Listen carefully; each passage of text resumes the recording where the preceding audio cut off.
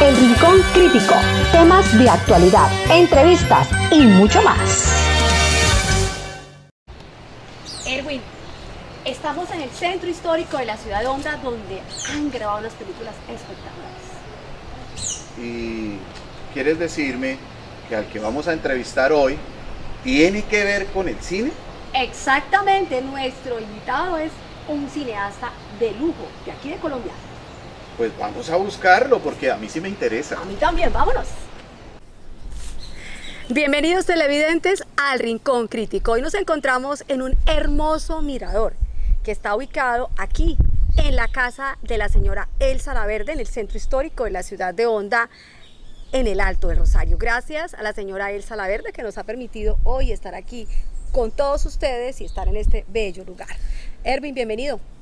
Gracias, Sandra, y bienvenidos a todos. Hoy vamos a entrevistar a uno de los cineastas más grandes que ha tenido Colombia. Es el maestro Leopoldo Pinzón Moncaleano. Maestro, muy buenas tardes, ¿cómo está? Muy buenas tardes, muchas gracias, muy bien. Bueno, nuestro invitado es un invitado de lujo. Es uno de los grandes del cine colombiano. El maestro Leopoldo Pinzón Moncaleano. Es director de cine, es editor, es guionista, periodista, docente cinematográfico. Le ha dado la vuelta al mundo. Mire, las películas de él, como Pisingaña, estuvieron en 20 festivales de cine del mundo. Es muy reconocido a nivel internacional, fue profesor allí en una de las escuelas de cine bien importantes dentro de las 3 escuelas de cine a nivel mundial, y es la escuela de cine que queda ubicada en San Antonio de los Baños, allí en La Habana, Cuba. Con todos estos pergaminos, bienvenido, maestro Leopoldo Pinzón Moncaleano, al Rincón Crítico. Muchas gracias, Sandra. Bueno, pues ahora sí empecemos en materia. Maestro, usted nace en Huasca, Cundinamarca. Sí, es el altiplano cundiboyacense. Pero cuéntenos algo de su infancia. ¿Dónde la vivió? ¿Cómo la vivió? ¿Qué recuerda de eso? Bueno, mira, sí, yo nací en Huasca, pero de una manera circunstancial.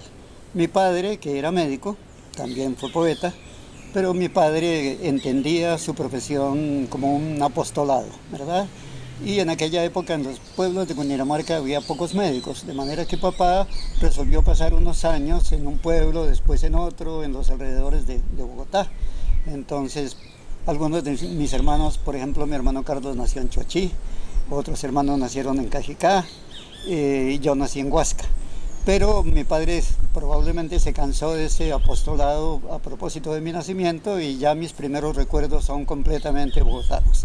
Más exactamente en la calle 68 con carrera 24 en el barrio Colombia, y mi recuerdo principal era ver bajar los tranvías que pasaban en aquella época por allí, y las ruedas de los tranvías sacaban chispas de los rieles, y era una de mis entretenciones favoritas de niño. ¿Cómo le nace esa pasión por el cine, maestro?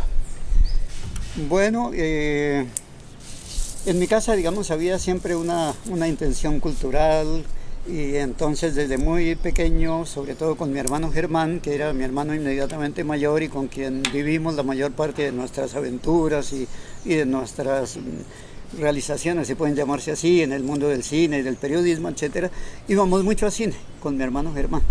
Y una vez vimos una película que se llamaba Rebelde sin causa. Y fue una película que nos impactó tanto, nos pareció tan interesante, que cuando salimos dijimos, un día vamos a tener que hacer cine. Nos demoramos casi 40 años, pero finalmente logramos hacer cine juntos. Maestro, usted es el menor de 9 hermanos. Y pues usted me habla de que estuvo con su hermano Germán, un gran cronista y escritor. Maestro, ¿usted fue el niño de ese consentido de pataletas o fue un poquito diferente en su niñez? Yo fui un niño muy juicioso, según me cuentan. Sí, yo no tengo muchos recuerdos de mí mismo en esa época, pero según me cuentan fui un niño muy juicioso, sí.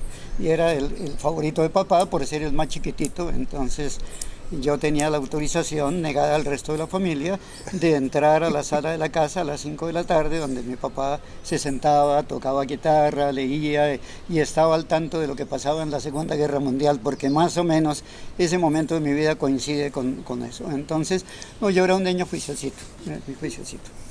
Eso está muy bien. ¿Y cómo logra, maestro, una oportunidad como cineasta? Bueno, la vida tiene tantas cosas, ¿verdad? Entonces yo siempre quise estudiar cine, pero en aquella época estudiar cine en Colombia era imposible, no había ningún lugar donde hacerlo, ninguna universidad, ni escuela, etcétera. Yo hice periodismo desde muy joven, desde mis 17 años, empecé a hacer periodismo en Semana, que en esa época era una revista muy importante y seria y no el engendro que soy. Y después de eso pasé al Espectador a trabajar precisamente con mi hermano Germán y formábamos parte de un sindicato que existía en el Espectador, que se afilió a una organización que se llamaba el Colegio Nacional de Periodistas. Y este colegio a su vez estaba afiliado a la Organización Internacional de Periodistas, que era una organización mundial cuya sede era Praga. Y a esa organización le dio la idea maravillosa de hacer un encuentro mundial de periodistas en el mar Mediterráneo. Y le dio al Colegio Nacional de Periodistas la posibilidad de tener 2 cupos de periodistas colombianos, y yo tuve la fortuna inconcebible de ser uno de los 2 elegidos. De manera que una vez elegido, pues fui a Praga, hablé con la gente de la OIP, de la Organización Internacional de Periodistas, y les dije, mi sueño es estudiar cine. Me dijeron, pues vaya al encuentro y de regreso venga a ver qué hemos podido hacer. Entonces fue la lotería de mi vida, tuve la oportunidad de viajar junto con 250 periodistas del mundo en un barco de turismo soviético que salió de Nápoles y recorrió toda la costa norte de África. Nos recibían los presidentes en aquella época muy famosos, Nasser, por ejemplo, Urguiba, personajes muy importantes en la historia, el arzobispo Macarios en Chipre, etc. Sí. Entonces, pues fue algo extraordinario. Para colmo y remate, en el piso donde estaba el camarote en el que yo estaba, había una muchacha ucraniana, ¿no? Y mi juventud, mis 23 años de entonces, y cierta coquetería lograron que se estableciera mi primer gran romance internacional. Y en general mi primer gran romance, porque yo siempre fui muy tímido con las mujeres. Entonces, además de ser recibido por los periodistas, de convivir con 250 periodistas del mundo, de viajar por el mar Mediterráneo, etcétera, etcétera, pues también tuve una historia de amor. Después regresé a Praga y la organización me había conseguido una beca para estudiar cine de una manera muy particular. No era la beca universitaria. En ese momento Jorge Ali Triana y Jaime Santos estaban estudiando teatro en Praga y yo empecé a estudiar cine. Pero mientras ellos estudiaban en la universidad y habían tenido que pasar un año entero aprendiendo checo, que es un idioma muy complejo, como todos estos idiomas eslavos, entonces yo tenía un traductor, ellos ganaban 700 coronas, yo ganaba 3.000, yo vivía en hotel, yo podía invitar a tomar cerveza, entonces mi beca fue muy especial, fue una beca práctica, yo asistía a los rodajes y al finalizar ellos, entonces un día tenía una entrevista con el director y otro día con el director de fotografía. Fuera de eso tenía una moviola para editar en los estudios de Barandov en Praga, un cuarto oscuro donde aprendí a revelar y a hacer copias de fotografía y asistía a algunas clases de la universidad. Entonces fue una enseñanza práctica. Tenía un equipo con el que también hacía cine y terminé haciendo un documental sobre la plaza de la ciudad vieja de Praga, que es un lugar muy, muy hermoso. Y así me gradué. Entonces fue una beca de 2 años, práctica, absolutamente práctica, y así fue como pude aprender cine. Pero muy afortunado, le cuento que muy afortunado. Maestro, precisamente esta pregunta que le voy a hacer es por eso. Quien lo conoce a usted y con los que hemos hablado en Bogotá y en otros sitios, nos dicen que usted es una persona muy tranquila, muy calmada. Maestro, ¿qué piensa usted de la fama? ¿Le gusta, la esquiva, no le molesta? ¿Qué es la fama para usted? O sea, ¿cómo la interpreta usted? Porque usted es famoso. No, yo tengo fortuna, yo no conozco a esa señora, no sé quién es. ¿No la conoce? No la conozco, no. Se llama la fama. Nunca he tenido relación con ella, sí. Me dicen que es bonita, importante y todo eso, ¿no? Aunque un poco superficial de pronto, no, yo no la conozco. ¿Y la película, qué le trae la película Farándula?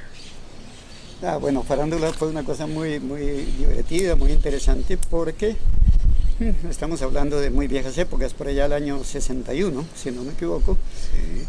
Hacía poco había nacido la televisión colombiana, y la televisión colombiana técnicamente se formó con cubanos. Fernando Gómez Agudelo, que fue quien creó la televisión por encargo de Rojas Pinilla, trajo fundamentalmente técnicos cubanos. En ese momento la televisión cubana era muy desarrollada en América Latina, entonces muchos técnicos cubanos vinieron a hacer la televisión. Y un poco después vino un camarógrafo de cine que se llamaba Roberto Ochoa, y él tenía una idea, tenía un sueño de hacer una película, no sé qué. Y entonces en ese momento mi hermano Carlos era director general de Caracol, y la radio todavía era más importante que la televisión. Entonces Roberto Ochoa buscó a mi hermano Carlos y le dijo: mire, yo quiero hacer una película, ¿usted por qué no la dirige? Carlos en su vida había pensado en dirigir una película, ¿no? Pero sí sabía de mi enorme amor por el cine. En ese momento yo era redactor del Espectador. Entonces Carlos dijo: bueno, yo dirijo la película si mi hermano Leopoldo escribe el guión. Y así fue como hicimos. Entonces con Ochoa yo me senté a escribir. Es una historia muy tonta, ¿no? Pero bueno, yo aprendí entonces a escribir qué era primer plano, plano general, movimientos de cámara, el dolly, no sé qué.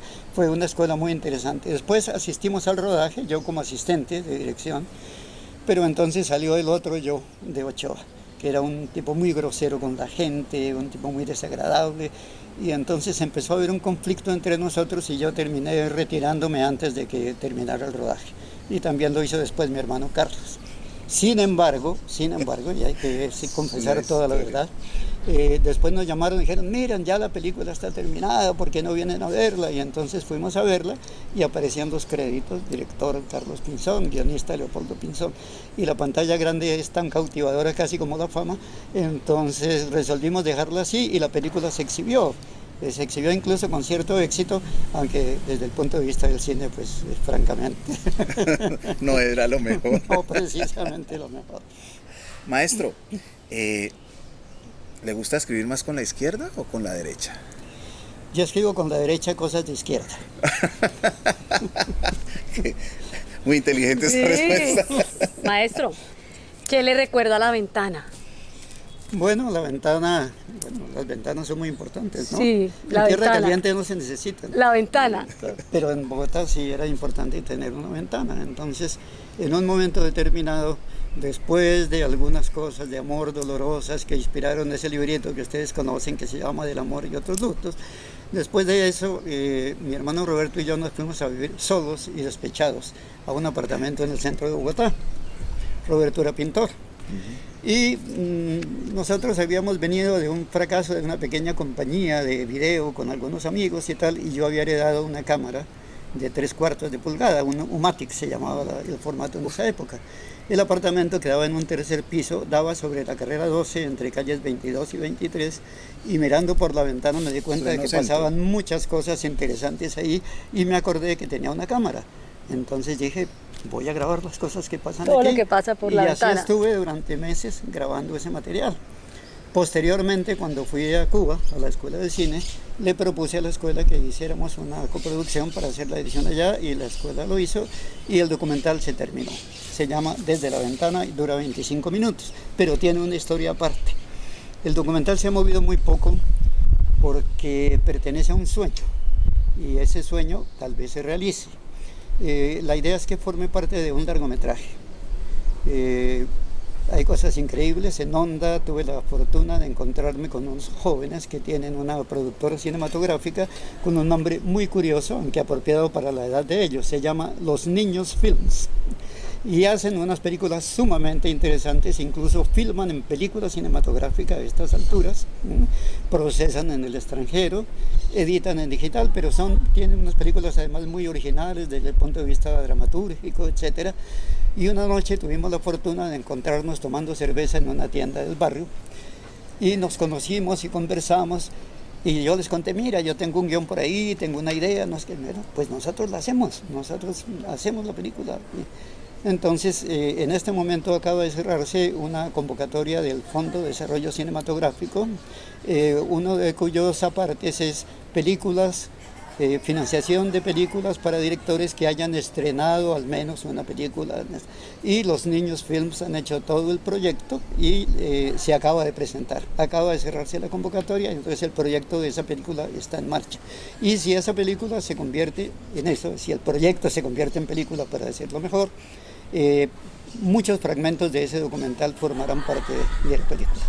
Entonces, esa es la historia Desde la Ventana. Esa era mi primera perla. Sí. El maestro, nosotros siempre traemos muchas perlas. Y Sí, esa sí. era una de la primera Lo que pasa perla. es que ya ahora no es una perla, ya es collar de perlas, ¿no? Porque Muchas siempre perlas en tenemos el muchas programa, perlas. en el Maestro, programa. usted me hablaba de que se encontró con alguien tomando cerveza y hemos indagado y nos cuentan que a usted le fascina la cerveza, que todos los días se toma una cervecita.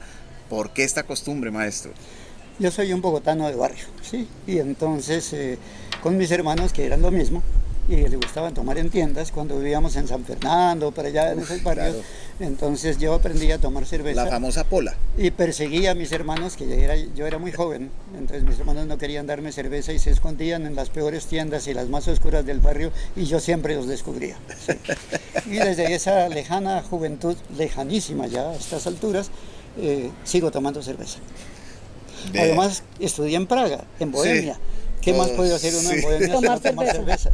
Maestro, vamos a esa vida junto a una persona con la cual lleva 32 años, Daisy Saavedra. ¿Quién es Daisy Saavedra en la vida del maestro Leopoldo Pinzón Moncaliano? Bueno, esa pregunta es un poco difícil de contestar porque abarca casi todos los aspectos de la vida, ¿no? Una cosa muy interesante es que Daisy fue la persona que me convenció. Yo había resuelto, después de algunos capítulos particularmente complejos y dolorosos, no volver a tener nunca una relación con una mujer. Era una decisión definitiva, inmodificable. Radical. Pero resulta que en un lugar que quedaba cerca de donde yo vivía, en Bogotá, en el centro de Bogotá, trabajaba una jovencita. Y esa jovencita tenía una sonrisa que me empezó a poner en duda mis promesas tan radicales, ¿no? Y de pronto conversábamos, en la esquina había un café donde de pronto ella iba a tomar tinto o a tomar alguna cosa y yo iba a tomar tinto y tal, y empecé a sonreírle ahí por el camino y entonces ella algunas veces contestó mi sonrisa. Una vez decidí darle un regalo contundente, conseguí un muñequito que era como un demonio verde y se lo dije y le di, mira, para que te acuerdes del viejo verde que te persigue.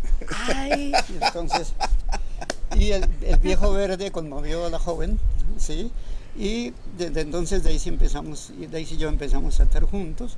Tenemos algo que nos une mucho y es que no somos conflictivos, nos entendemos perfectamente.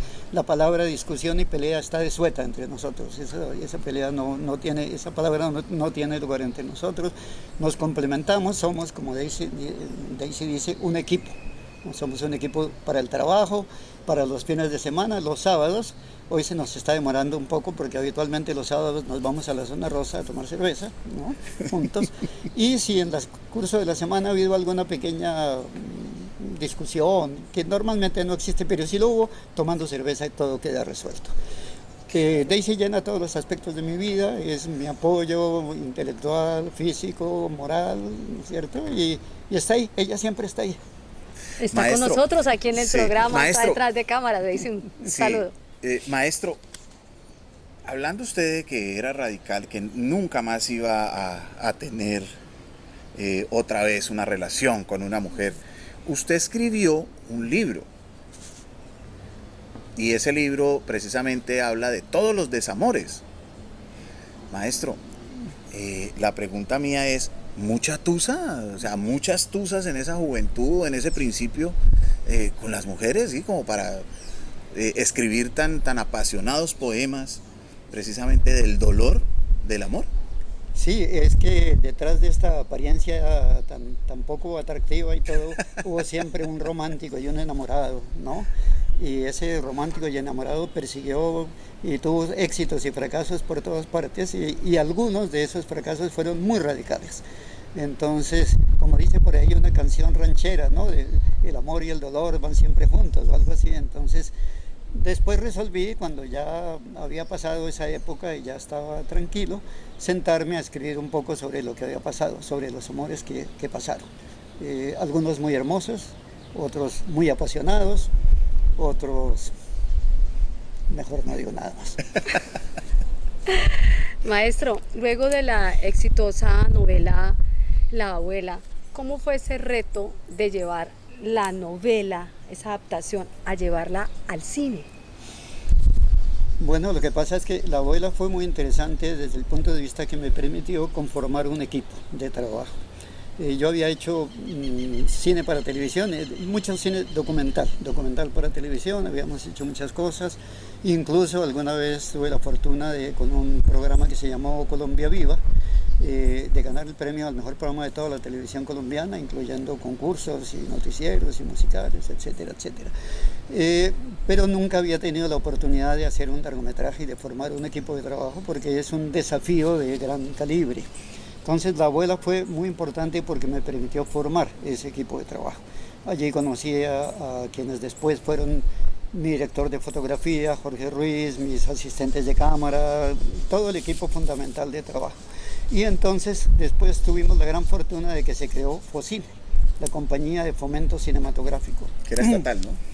Que era estatal, y para más fortuna todavía la primera presidenta o directora general de Focine fue Isadora de Norden. Isadora es una persona que tiene una gran trayectoria en el cine, además de ser la mujer de Francisco Norden, el cineasta, pero ella por su parte tiene una trayectoria individual muy valiosa en el cine. Fue directora de la Cinemateca de Bogotá durante mucho tiempo, sí. y después fue la primera gerente de Focine. Y eso nos dio a Germán y a mí, dijo, mira, nace una compañía estatal, la preside una persona tan significativa, hagamos algo. Y entonces decidimos llevar a cine la película, la novela de Germán que se llama El Terremoto. Fue una novela con la que Germán había ganado un premio, que se llamó el Premio Nadaísta o Vanguardista de Novela, y ese premio esa novela consistía en una historia sobre la vida de un fatigado matrimonio de clase media en Bogotá, al cual llega una niña que ha sido violada por el ejército y que es la tercera protagonista, pero tiene un papel muy importante y muy significativo. Esa ya es Pisingaña. Esa ya es Pisingaña. Lo que ocurre es que llamar Terremoto, bueno, nosotros escribimos el guión con todo el equipo de trabajo, Germán escribió el guión, nos reuníamos, hicimos correcciones hasta que lo tuvimos y lo mandamos a Focine. Y tuvimos la fortuna de que fue aprobado. Entonces Focine nos hizo un préstamo de 12 millones de pesos para que pudiéramos hacer esa película. En ese tiempo un dineral. Un dineral. Hoy el premio es de 800 millones. ¿Sí? con 12 millones de pesos hicimos la película. Y en un momento determinado, Pisingaña es un juego infantil que utiliza el dueño de casa para conquistar a esta sirvientica, a esta niña que viene. Es un juego muy querido que dice, cuando vayas a comprar carne, que no te den de por aquí, ni de por aquí, ni de por aquí, sino solamente de por aquí. Maestro. Y entonces, en un momento determinado, el protagonista de la película recuerda la historia y escribe en un vidrio la palabra Pisingaña. Y en ese momento el director de fotografía, Jorge Ruiz, argentino, pero que vivía en Colombia, no fue traído, vivía en Colombia, dijo, mira, ¿por qué no le ponemos a la película más bien Pisingaña? Porque eso de llamarlo El Terremoto se suena a una superproducción norteamericana y la gente va a ver eso. Y entonces por eso elegimos el nombre de Pisingaña. Esa es la razón. Maestro, yo tengo una pregunta. ¿Usted puede decir que es un director más dado hacia el cine costumbrista o es libre? No, costumbrista en absoluto. No. Más bien, no sé cómo decirte, hacia un cine de una dramaturgia relativamente clásica, ¿sí? Pero dentro de una serie de parámetros contemporáneos, ¿no? de gente como Tarkovsky, por ejemplo, ¿no es cierto? O como Coppola, o como Antonioni Fellini, fue la época del cine italiano.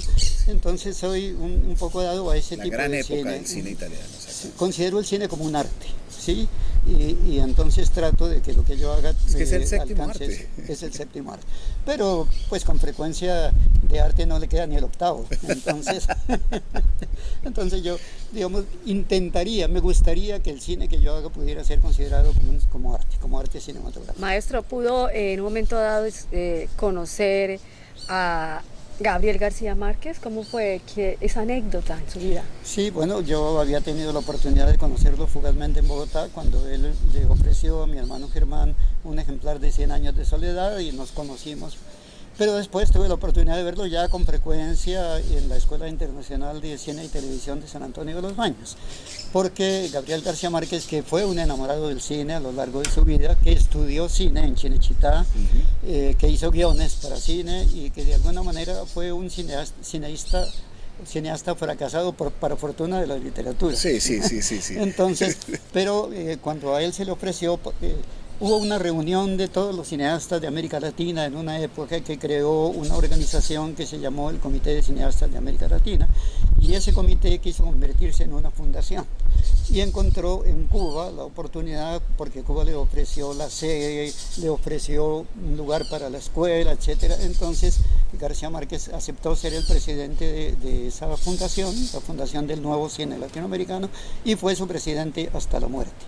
Pero el proyecto más importante que tuvo esa fundación fue crear la Escuela Internacional de Cine y Televisión de San Antonio de los Baños, que fue una escuela que nació para ofrecer la posibilidad de estudios a 3 continentes fundamentalmente, Asia, África y América Latina. Con el tiempo, el prestigio de la escuela y tal hizo que se convirtiera en una escuela que se llamó la Escuela de Todos los Mundos. Y en esa escuela, pues García Márquez era uno de sus padres, y él daba 2 veces al año un taller que se llamaba Cómo se cuenta un cuento. Entonces, pues cada vez que García Márquez iba allí, él tenía una casa en una zona de La Habana que es de embajadas, él tenía una casa muy hermosa allí, él era muy amigo de Fidel, se reunían muchas veces, etcétera. Y pues yo tuve la oportunidad de recibirlo cada vez que se hacían esos talleres, de estar con él en cócteles, en reuniones, en cosas de esa clase. Entonces no puedo decir, ahora sería fácil decir que fui muy buen amigo, ya está muerto, sí. No podría negarlo. Pero no fui un gran amigo, pero sí fuimos muy conocidos, relativamente cercanos. Sí, cómo no. Maestro, vamos a hacer una serie de preguntas rápidas para respuestas rápidas. Nosotros hacemos una pregunta, esto es un cambio de tercio siempre, donde nosotros llegamos en un momento dado, le damos una opción de respuesta, usted contesta o simplemente dice ninguna de las dos. Maestro, ¿café o chocolate? Cerveza. Cerveza. Maestro, ¿radio o televisión? Cine. Maestro, ¿madrugador o trasnochador?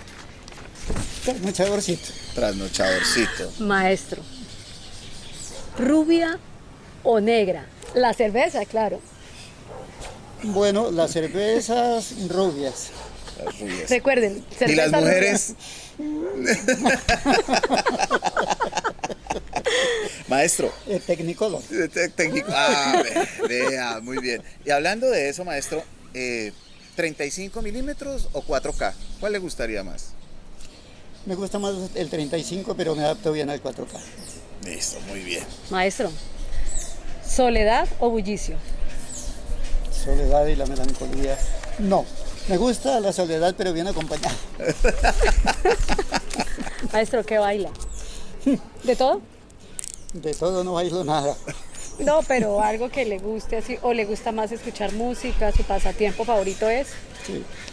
Escuchar música, me gustaría bailar, pero nací con un defecto insuperable. Soy un verdadero tronco para bailar. ¿Y Daisy qué tal es para bailar? Muy bien, ella baila magníficamente y yo la acompaño con las rodillas. Maestro, ¿cuál es ese cortometraje que a usted más lo identifica? Usted hizo 14 cortometrajes famosísimos. De esos, ¿cuál es el que más le...? Todos son como hijos, ¿no? Sí, por lo que pasa es que como los temas son tan absolutamente variados que cuesta mucho trabajo, pero podría hablar de uno que se llamó El carro del pueblo. Entre otras cosas porque además de tratar sobre los carros de ruedas esferadas que en Bogotá identifican tanto, sí, ¿no? y se usan para toda clase de cosas, fue un cortometraje escuela. Porque unos muchachos que habían llegado a la oficina que yo manejaba en esa época, que se llamaba Documental Films, habían llegado unos muchachos que querían aprender a hacer cine. Habían llegado porque habían hecho cine en su barrio, en el sur de Bogotá, y habían ido al Espectador, y en el Espectador alguien, no sé quién, les dijo que hablaran conmigo, que yo podría. Entonces ese fue un cortometraje escuela. ellos se desempeñaron distintas funciones y de allí salió después, por ejemplo, Freddy López, que fue el operador de cámara de La Abuela y Pisingaña, Jorge Rintá, que fue mi primer asistente de dirección también, Ricardo Suárez, que fue el segundo asistente. Entonces, todo ese cortometraje fue hermoso porque de ahí, digamos, nació ese equipo de trabajo y ellos lograron cristalizar el sueño infantil. Maestro, uno escucha que Pepe Cáceres fue el torero del pueblo, escucha que Gabriel García Márquez fue el mejor literato de lengua española que se pueda considerar en una época.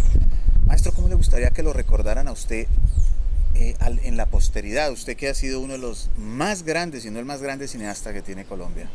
Es una exageración, pero yo en eso recuerdo a Borges, ¿no?